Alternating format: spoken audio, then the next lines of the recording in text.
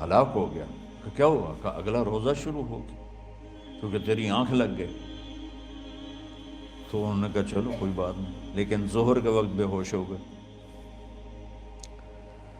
ایک روایت میں آتا ہے نماز پڑھنے آئے اور گر گئے، اور ایک میں آتا ہے گھر میں بے ہوش ہوئے. تو جو بھی صورتحال تھی اللہ کے نبی کو پتہ چلا. کیا ہوا؟ سر ماں کو کہا جی وہ افطاری کر نہیں سکے تو روزہ شروع ہو گیا تو بے ہوش ہو گئے. تو اللہ کے نبی رنجیدہ ہوئے تو اللہ تعالیٰ نے قرآن اتار دیا، چلو میرے محبوب ساری رات کھاؤ حتیٰ یتبین لکم الخیط الابیض من الخیط الاسود من الفجر، کہ میرے محبوب صبح صادق تک آپ کی امت کو اجازت ہے کھاؤ. پہلی امتوں پر افطاری سے افطاری، لیکن ان کی نماز تراویح نہیں تھی. تو ہمیں اللہ تعالیٰ نے دیا سحری تک پوری رات. اچھا ایک صحابی آئے، یا رسول اللہ میں تو مارا گیا. آپ نے کہا کیا ہوا؟ کہا میرا روزہ تھا، میں بیوی کے پاس چلا گیا. آپ نے کہا تو پھر تو غلام آزاد کر، کفارہ دے. کہا جی میں تو خود غریب آدمی ہوں، غلام کہاں سے آزاد کروں، خریدنا پڑے گا. آپ نے کہا 60 مسکینوں کو کھانا کھلا. کہ میں آپ مسکین ہوں، میں کنوں کھانا کھلاؤں. آپ نے فرمایا پھر آخری ہے کہ 60 روزے مسلسل رکھنے ہوتے ہیں جو کفارے کے ہوتے ہیں. وہ کہنے لگا ایک روزے چاہے کم کیتا ہے 60 روزے اچ میں کی کروں گا. تو آپ نے فرمایا اچھا ٹھیک ہے بیٹھ جا. بیٹھ گئے. تھوڑی دیر ہوئی تو ایک انصاری صحابی کھجوروں کا ٹوکرا لے کر آیا کہ یا رسول اللہ یہ صدقے کی کھجوریں ہیں، تقسیم فرما دیں. تو آپ نے فرمایا بھائی وہ کدھر ہو؟ کہا جی بیٹھا ہوں. آپ نے کہا ادھر آ، یہ کھجوریں لے جا اور 60 گھروں میں تقسیم کر دے. سبحان اللہ، اللہ نے اس امت کو لاڈ لڈائے ہیں، یہ اللہ کی لاڈلی امت. عجیب واقعہ یہ.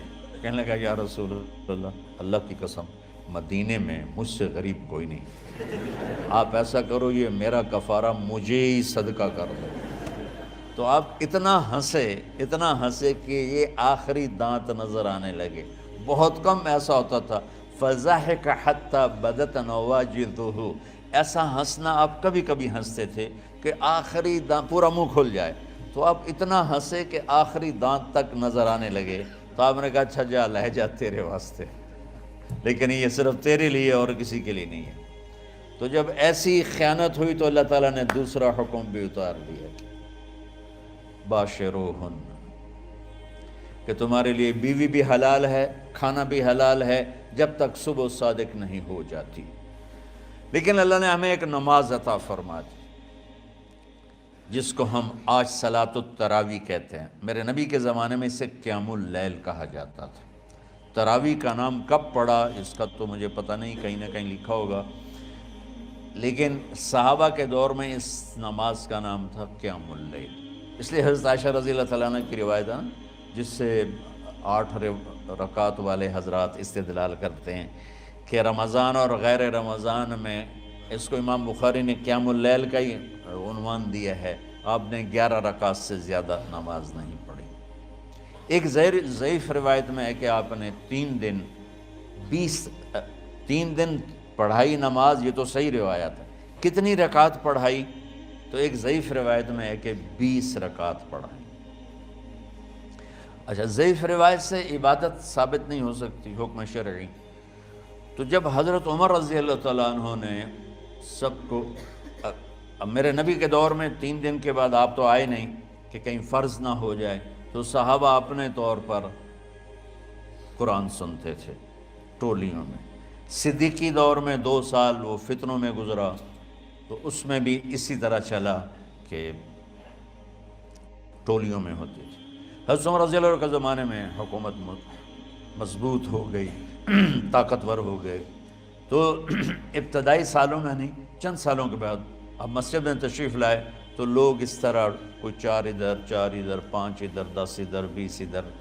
تو کہنے لگے ان کو ایک ہی امام پہ جمع کر دیا جائے تو کتنا اچھا ہوگا.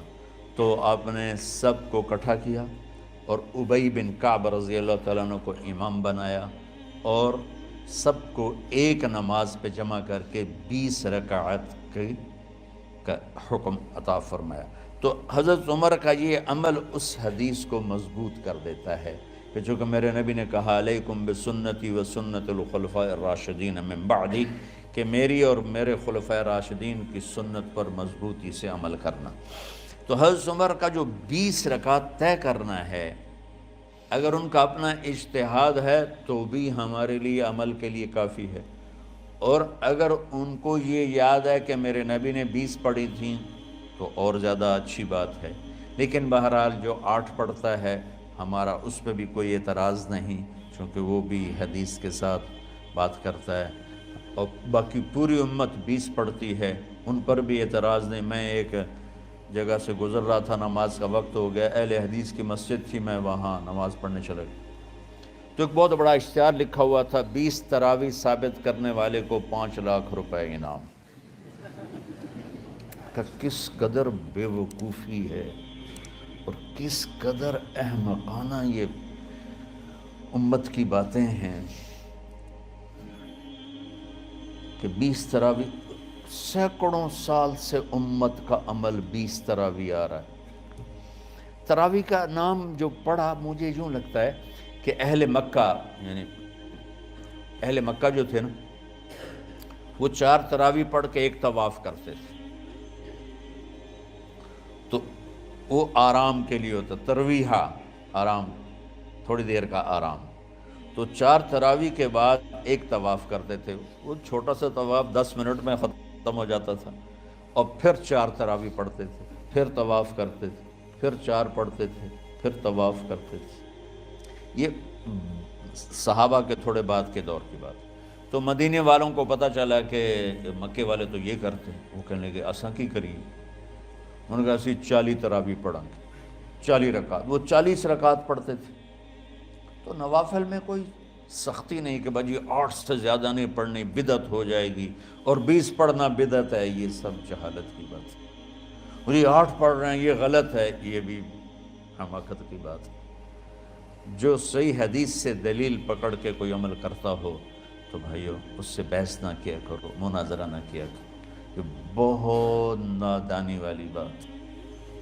اور امت کا خلق لاکھوں کروڑوں انسانوں کا ایک عمل پہ جمع ہونا، یہ بذات خود اس کی طاقت کی ایک دلیل۔ اور حرمین جب سے میرے رب نے حضرت عمر نے 20 رکعت شروع کی، آج تک وہاں بھی ساری مساجد میں 8 رکعت تراویح ہوتی ہے، لیکن حرمین کی مسجد میں 20 رکعت، ادھر بھی ادھر بھی۔ اور یہ جو وہ وہاں ختم قرآن پہ دعا نہیں مانگی جاتی، یہ کس کا عمل ہے؟ حضرت عثمان کا۔ حضرت عثمان نے اپنے دور خلافت میں تراویح پڑھانے والے سے کہا جب قرآن ختم کرو تو دعا کرنا۔ وہ کہنے لگے جی کیا دعا کروں؟ کہ جو تیرے دل میں آیا کرنا۔